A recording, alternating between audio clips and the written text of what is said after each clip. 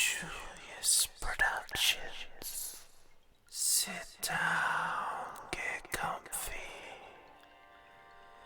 and await your horror.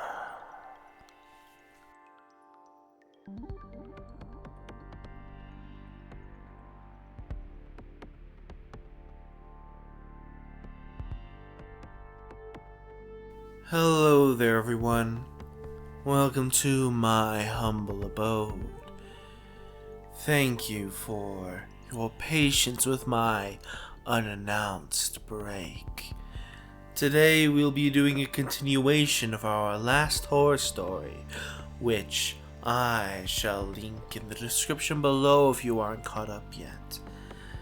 Now, let's continue the search for the wolves and demons.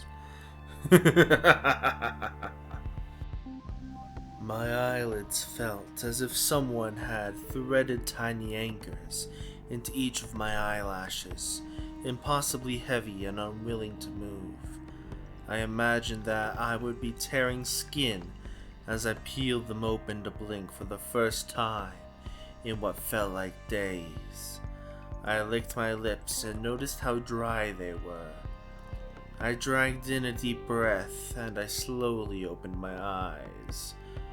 With a slight grunt, I hauled myself into a sitting position and winced. Ouch, damn it. Okay, that was a mistake because everything ached. There was a switch near the miniature lamp on the dresser, and I squinted as the ceiling lights flickered to life.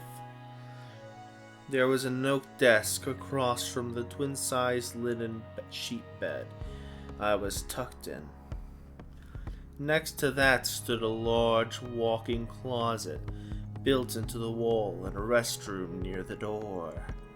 I glanced down and noticed that my clothes were replaced with a plain gray tank top and sweatpants. I subconsciously reached for my phone to check the time, but it wasn't on the nightstand.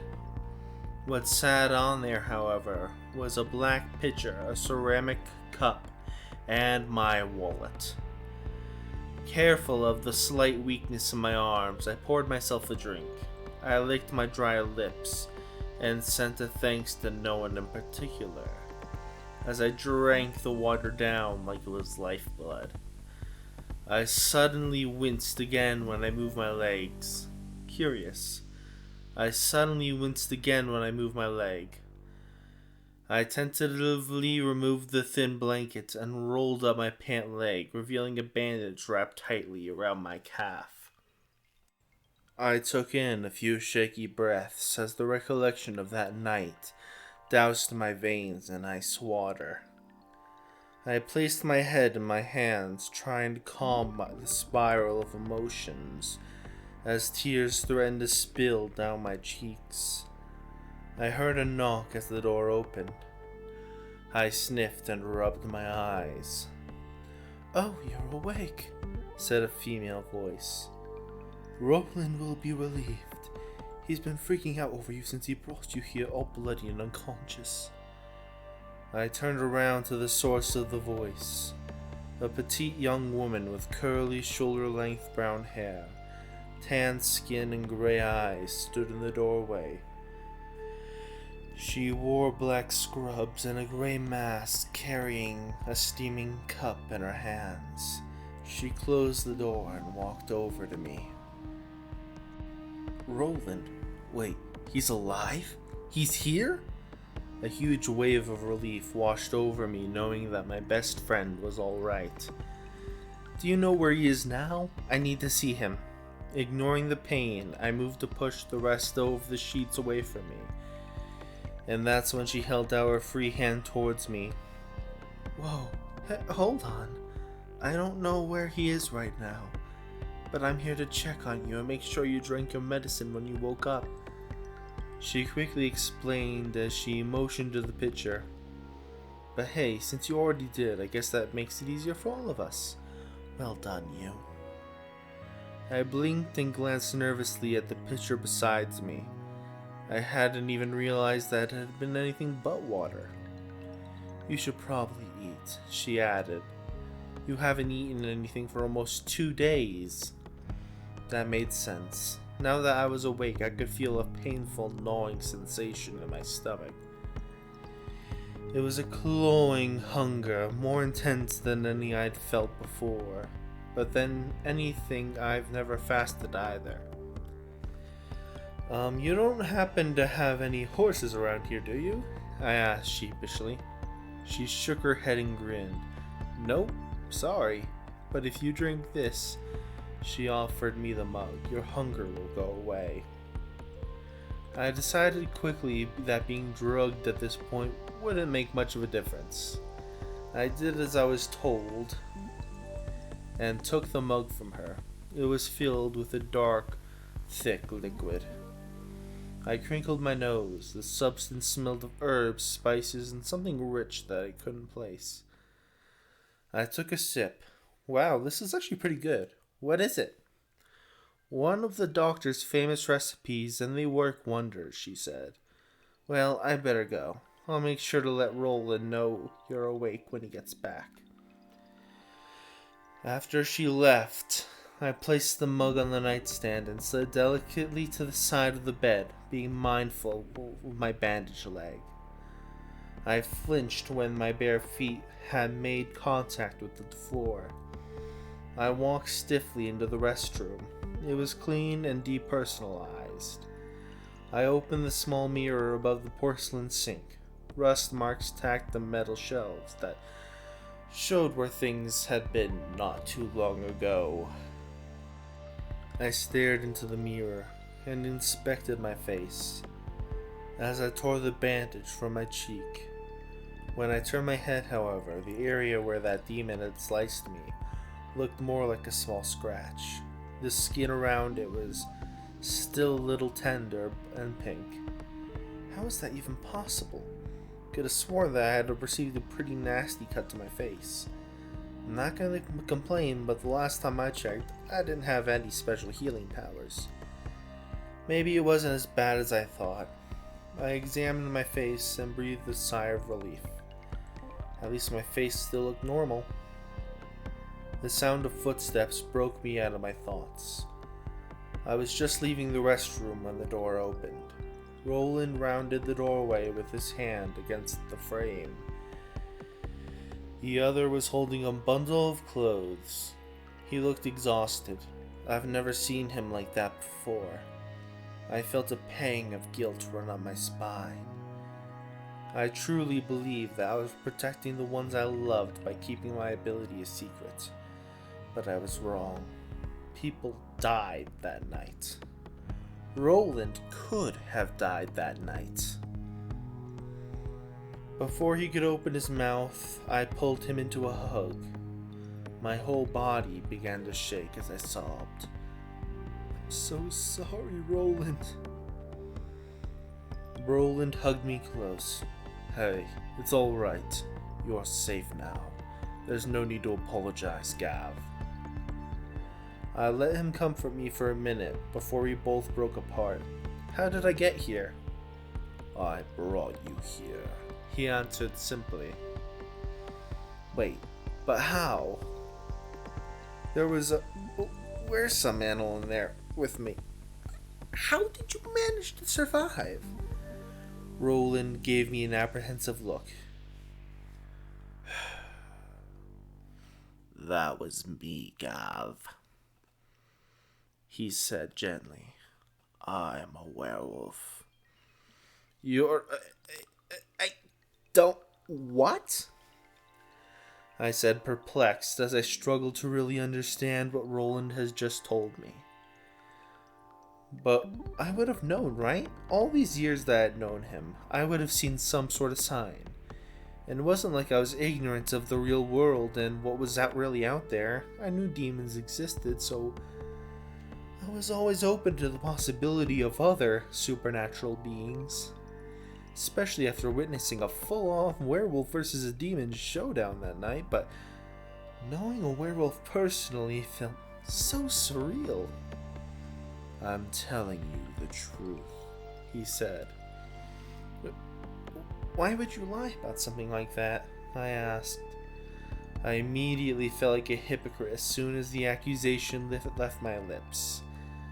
I was so upset at Roland for keeping a secret from me when that's exactly what I had been doing. My not-so-righteous indignation drained out of me, and I walked over to the edge of the bed and sat down. Roland took a moment before he came over. He placed the clothes on the table and sat down beside me. I didn't actually lie to you, he refutes. Slowly, I just omitted certain parts of the truth.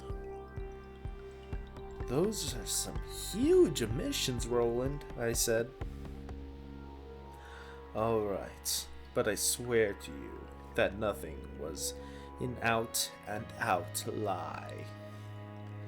He noticed the look on my face and frowned. Please, Gavin, don't be afraid of me. I would never hurt you. Then he glanced down at my calf. I swear that was an accident. I thought the demon was still out there, and I panicked. I held up a hand. I believe you. I'm just trying to process all of this. Why didn't you tell me? I'm bound by Lycan laws, he explained. But you deserve to know because of what happened that night. Makes sense, I guess. So, where am I asked. You're in a hospital. Really? It doesn't look like any normal hospital that I've seen. That's because it isn't. This is an institution that provides medical treatment for the sick or injured, supernatural beings like me. You know how my mom's a nurse? Yeah, she works here, and sometimes I volunteer once in a while. He stated, we even have transportation and daycare, among other things. Are you serious? I asked. What if a human were to accidentally walk in? They wouldn't be able to, Roland said. There's a glamour over the whole building, so humans would only see a private business. It's a whole thing. That's pretty cool, but then why am I here? I'm a human. Before Roland could answer, my stupid leg bumped against the nightstand, eliciting a curse from me. I can fix that, Roland said. He jerked his chin towards my bandaged calf. Your leg, I can heal that. Injuries caused by my kind tend to take a little longer to heal. How? I asked. Just relax, Roland said gently. He carefully lifted my leg and placed it over his lap. He rolled up his left sleeve and reached into his pocket and took out a small knife. Oh, hold on. What are you doing?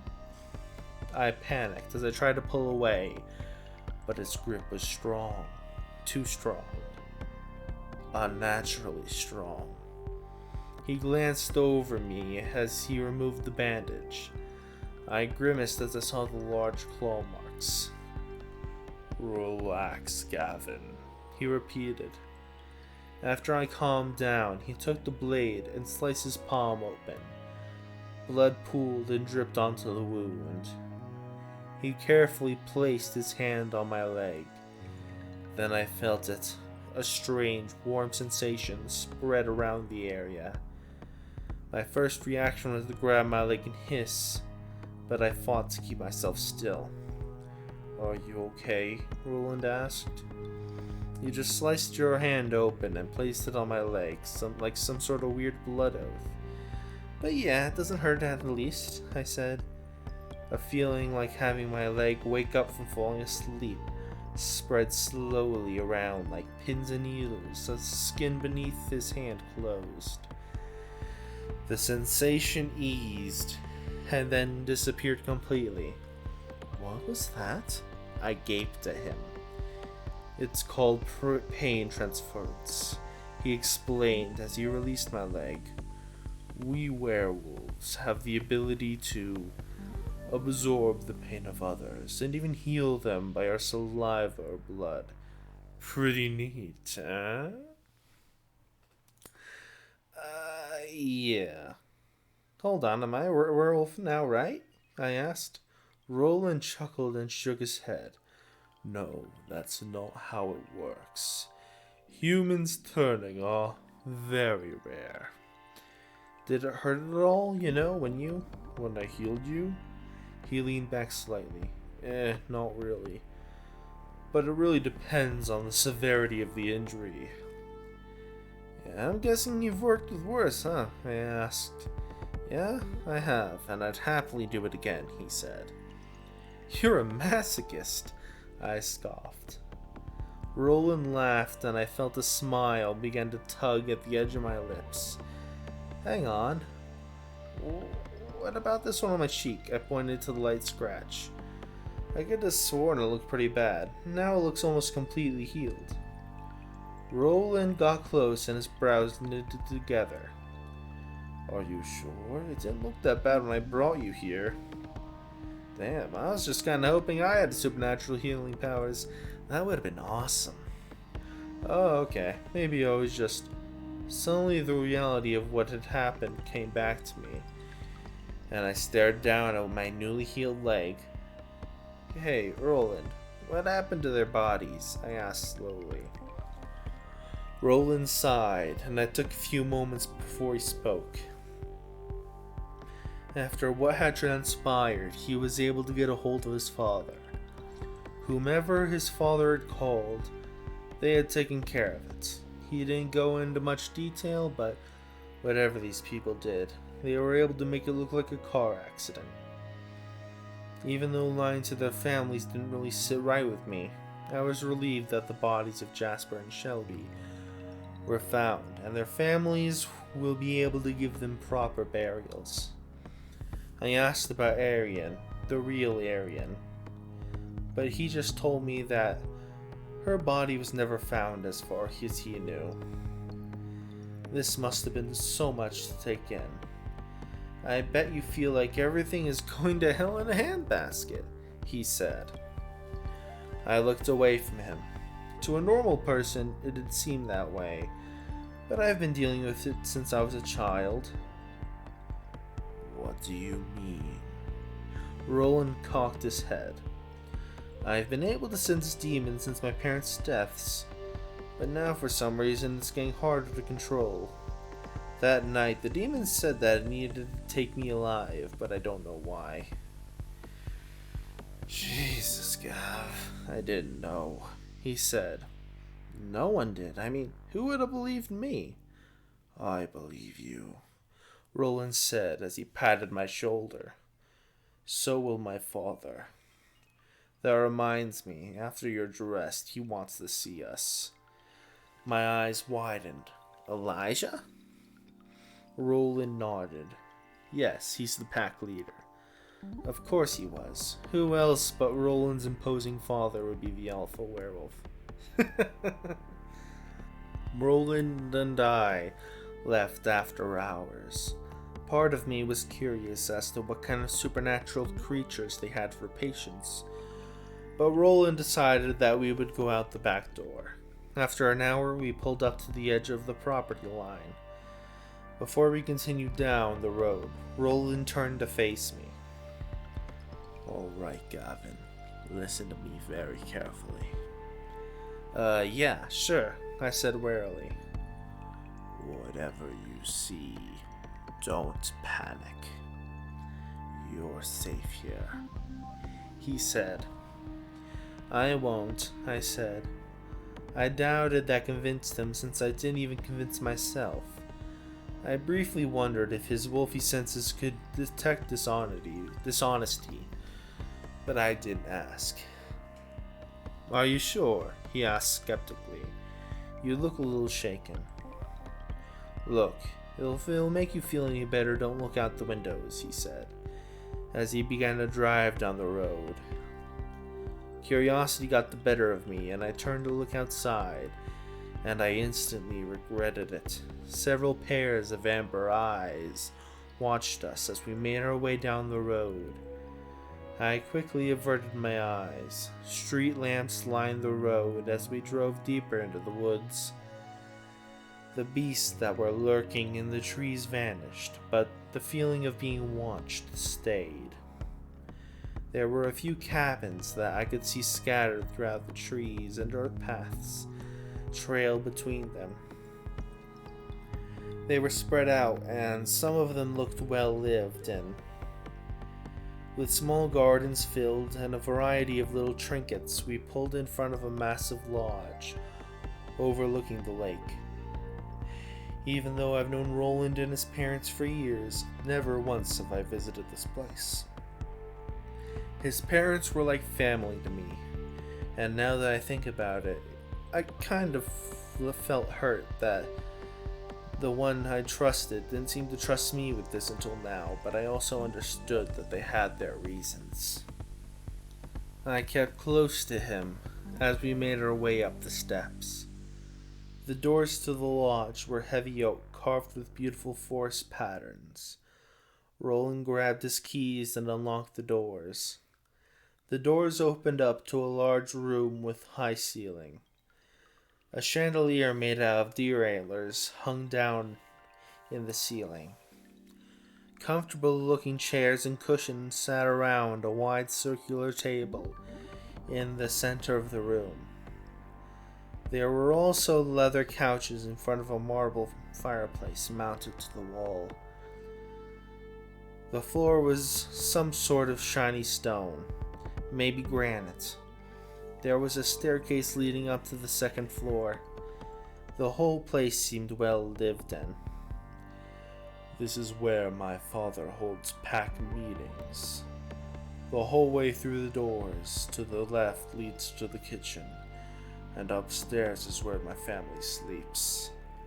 There's 20 of us in my father's pack, and some actually live here, he explained. I was about to say something when someone entered in from the kitchen. The guy looked to be our age, with shoulder-length dirty blonde hair, pale skin, and green eyes that were narrowed in my direction. He crossed his arms over his chest. "Emery," Roland said as he moved closer to me. "Do you know where my You should have called, Roland." The guy Emery scowled. Roland sighed, clearly annoyed. "I already informed my father. One of the demons had some ability to cut service to our cell phones.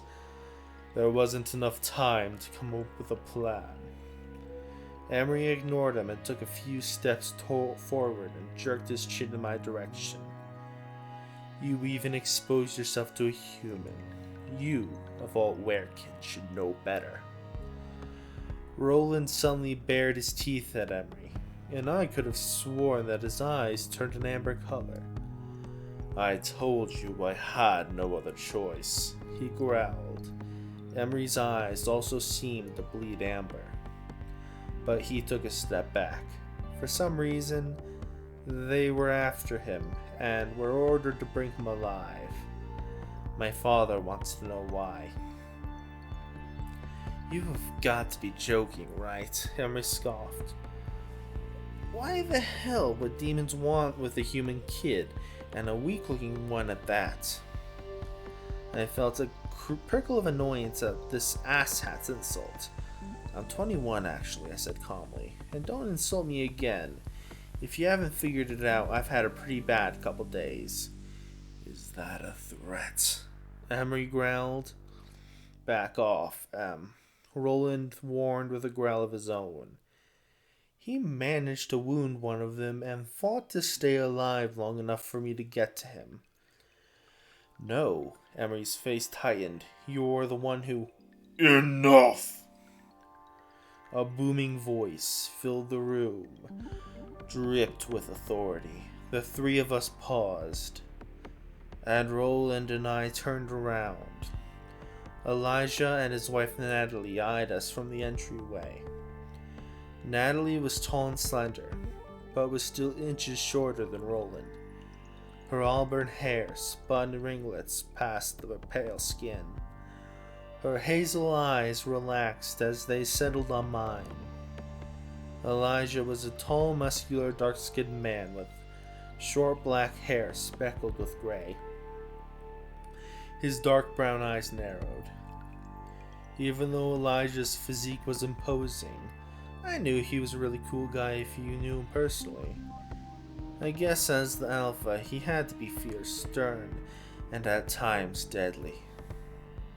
The realization that Roland, my best friend, was a werewolf really brought a definite undercurrent of excitement. The heart-stopping terror that happened a few nights ago faded into interest, into thrilling newness, like playing a new game for the first time or unlocking an achievement. Only better because this was real. Also scarier because it's real. Elijah cleared his throat. "I'm going to talk with Gavin," he said. "Alone," he added, firmly, when Roland began to follow. Emery left first, not even giving me a second glance. Natalie gave me a quick hug. "Oh my goodness, I'm so relieved that you're all right, love. Roland, sweetie, I'll need your help with something in the shed," she said as she headed towards the kitchen.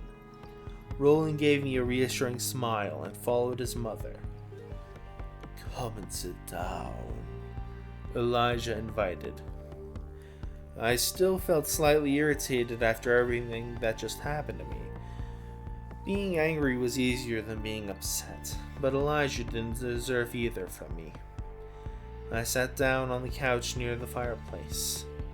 A lump formed in my throat, and I placed my head in my hands. "I'm sorry," I apologized. "I didn't mean to cause any inconvenience or..."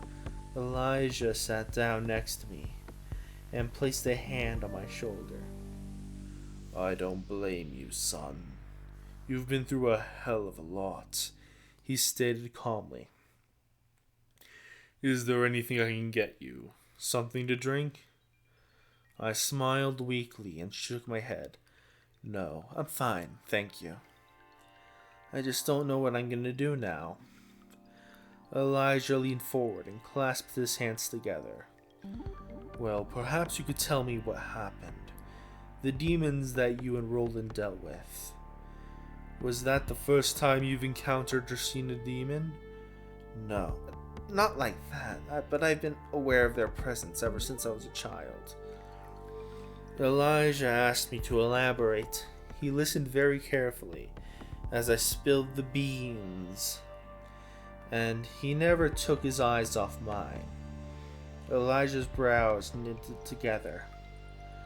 "I know this next question may be personal, but I need you to answer it if you can." I nodded. "Did anyone in your family have this ability? Your mother or father, perhaps?" "Not that I could remember. My whole family were completely normal," I answered. "Are you sure?" A little voice whispered in my head. "You were an only child when your parents died. You were barely old enough to know anything about them." Elijah pursed his lips. "Normal people. Well, you were very young when your parents died, so it is likely one of them could have passed this ability to you. However, this is all just speculation on my part." I slumped back against the sofa. He continued. "Demons are repulsive beings, and are not usually known for keeping a human alive, unless it's to possess them. This situation truly is very odd. Or maybe it's because of what I can do and they don't like that," I added, "and they want to know how I'm doing it." Elijah patted me on the shoulder again and stood up. "That is a definite possibility." "Do you think it's safe for me to go home?" I asked. Elijah shook his head, concerned. "No. At least not until I have someone go over and check the house. Until then, we have a guest room available for you." Even though Elijah used to own the house, I wasn't at all sure I wanted someone I didn't know in our home. But there was no reason for me not to trust him. I was just being paranoid. Surprisingly, the last question that came out was, why did you allow Roland and I to become friends? I mean, weren't you worried that I'd find out the truth about you? There were a few in the back who believed it wasn't a wise decision. But if some of us are to live among humans, we can't shut ourselves off from them entirely. We even have methods of concealing ourselves, he said. Now I'll have someone take you to your room. Tomorrow I shall do what I can to find out why demons have taken such an interest in you. I nodded. I suddenly longed for those days when I pretended to live in ignorance. After what happened that night, I'll probably never feel safe again. Thank you all for tuning in to watch. I really appreciate it. Check out the author's links in the description below if you don't mind.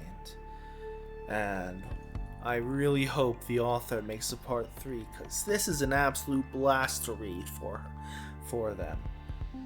In any case, please like and subscribe, and I'll see you later.